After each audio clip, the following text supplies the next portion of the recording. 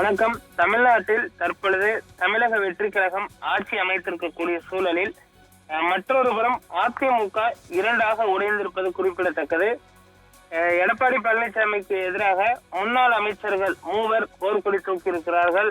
C Vijayabaskar, C V Shanmugam, S P Velumani உள்ளிட்ட மூவரும் தற்பொழுது தனித்து செயல்பட தொடங்கியிருக்கிறார்கள்.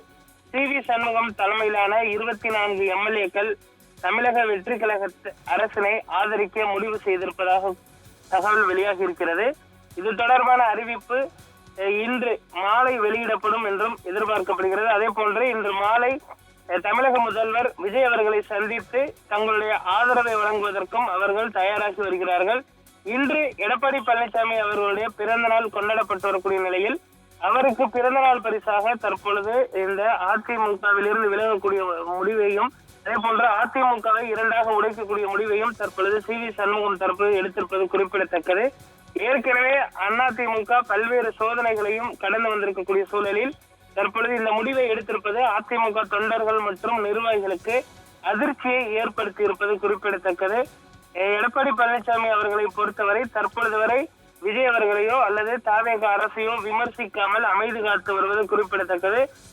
முன்னாள் முதல்வர் ஸ்டாலின் உள்ளிட்டோர் விமர்சனங்களை முன்வைத்திருக்கக்கூடிய நிலையில் இபிஎஸ் அவர்கள் தொடர்ந்து தாவேக அரசை விமர்சிக்காமல் இருப்பது குறிப்பிடத்தக்கது. அதே போன்று கடந்த 11 தேர்தல்களில் தோல்வியை மட்டுமே தழுவி இருக்கக்கூடிய நிலையில் தற்பொழுது அதிமுகவின் நிர்வாகிகள் மற்றும் முன்னாள் அமைச்சர்கள் தற்பொழுது தாவேக அரசை ஆதரிப்பதற்கும் அதே போன்று தாவேக அரசில் அங்கம் வகிப்பார்கள் என்றும் எதிர்பார்க்கப்படுகிறது. சுமார் 8 பேர் வரை அமைச்சர் பதவியை எதிர்பார்ப்பதாக சொல்லப்படுகிறது. இது தொடர்பான பேச்சுவார்த்தை தற்பொழுது ஆதவ் அர்ஜுனா மற்றும் புஷி ஆனந்த் உள்ளிட்ட இருவரும் மேற்கொண்டு வருகிறார்கள்.